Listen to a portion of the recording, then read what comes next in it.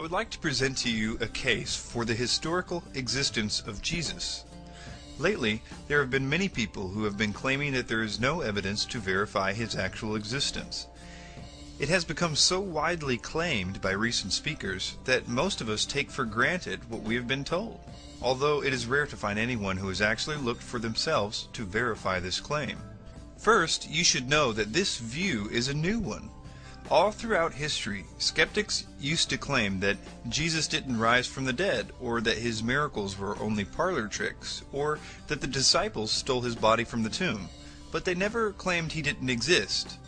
Claiming that he never existed only became possible recently due to the long period of time that has passed since the first century. In actuality, there is much more evidence for Jesus' existence than there is for almost any important or famous person of that time. In this presentation, we will be using only non-biblical evidence. In other words, we won't be using the Bible to prove the Bible. We will also be stopping after every account to address the typical skeptical questions about each claim.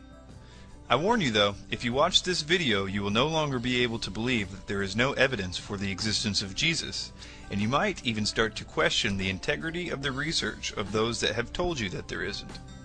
I will be quoting from a website called thedivineevidence.com, and I will link it in the description section of this video. Cornelius Tacitus lived from 55 to 120 AD. Tacitus was a 1st and 2nd century Roman historian who lived through the reigns of over half a dozen Roman emperors. Considered one of the greatest historians of Rome, Tacitus verifies the biblical account of Jesus' execution at the hands of Pontius Pilate, who governed Judea from 26 to 36 AD during the reign of Tiberius.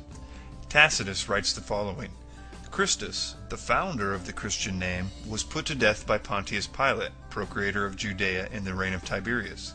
But the pernicious superstition, repressed for a time, broke out again, not only through Judea, where the mischief originated, but through the city of Rome also. It would confirm the following: that Jesus did exist, that he was the founder of Christianity, that Jesus was put to death by Pilate, that Christianity originated in Judea with Jesus, and that Christianity later spread to Rome. Skeptic Interjection 1. Could Tacitus have taken his information from Christian sources? Answer: because of his position as a professional historian and not as a commentator, it is more likely that Tacitus referenced government records over Christian testimony. It is also possible Tacitus received some of his information from his friend and fellow secular historian Pliny the Younger. Yet, even if Tacitus referenced some of Pliny's sources, it would be out of his character to have done so without critical investigation. An example of Tacitus criticizing testimony given to him even from his dear friend Pliny is found here in Annals 55. Tacitus distinguishes between confirmed and hearsay accounts almost 70 times in his History. If he felt this account of Jesus was only rumor or folklore, he would have issued his usual disclaimer that this account was unverified, but he did not. Skeptic Interjection 2. Could this passage have been a Christian interpolation or forgery? Answer: judging by the critical undertones of this passage, it is highly unlikely. Tacitus refers to Christianity as a superstition and an insuppressible mischief. Furthermore, there is not a surviving copy of Tacitus's Annals that does not contain this passage. There is no verifiable evidence of tampering of any kind in this passage. Skeptic Interjection 3. Why is this passage not quoted by the early church fathers? Answer: due to the condescending nature of Tacitus's testimony, early Christian authors most likely would not have quoted such a source, assuming Tacitus's writings were even available to them. However, our actual answer comes from the context of the passage itself. Nothing in Tacitus's statement mentions anything that was not already common knowledge among Christians. It simply provides evidence of Jesus' existence, which is a topic not debated at this point in history. Let's move on to Lucian of Samosata. Lucian was a 2nd century Greek satirist and rhetorician who scornfully describes his views of early Christianity. Though he ridicules the Christians and their Christ, his writings confirm Jesus was executed via crucifixion and that he was the founder of Christianity. He says, "The Christians, you know, worship a man to this day, the distinguished personage who introduced their novel rites and was crucified on that account.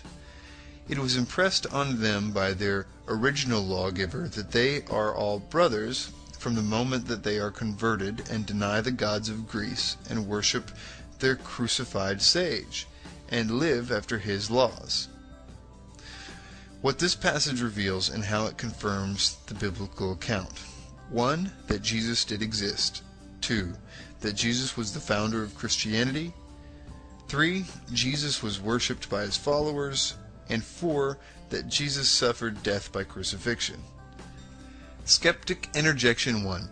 Can we consider Lucian's testimony reliable, due to the source being a literary work? Answer. Lucian's comments revolved around historical events. In Lucian's work, The Way to Write History, he openly criticizes his contemporaries, who distort history to flatter their masters or those who fill in historical gaps with their personal conjecture. He writes, "The historian's one task is to tell the thing as it happened. He may nurse some private dislikes, but he will attach far more importance to the public good and set the truth high above his hate. For history, I say again, has this and only this for its own. If a man will start upon it, he must sacrifice to no God but truth. He must neglect all else." Skeptic Interjection 2.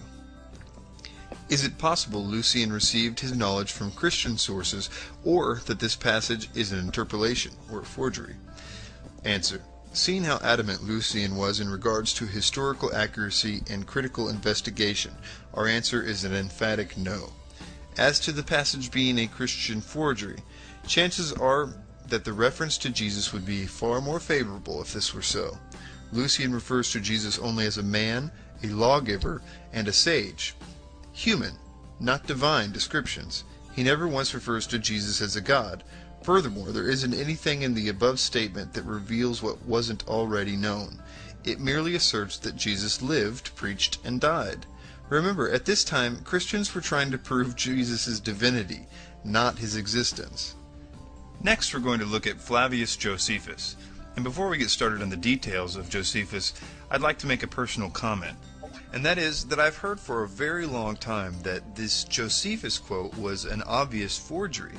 But if you look into it, you'll find that there are really only two different versions of this particular account of Josephus's talking about Jesus. He actually talks about Jesus in another account that's not disputed, but this particular one is. And what you'll find is that there's really two versions, and they don't really differ in anything important, at least when we're arguing Jesus' existence, because they both admit that he existed, that he was crucified by Pontius Pilate, that he had many followers, both Jews and Gentiles, and that he performed what Josephus calls wonderful works.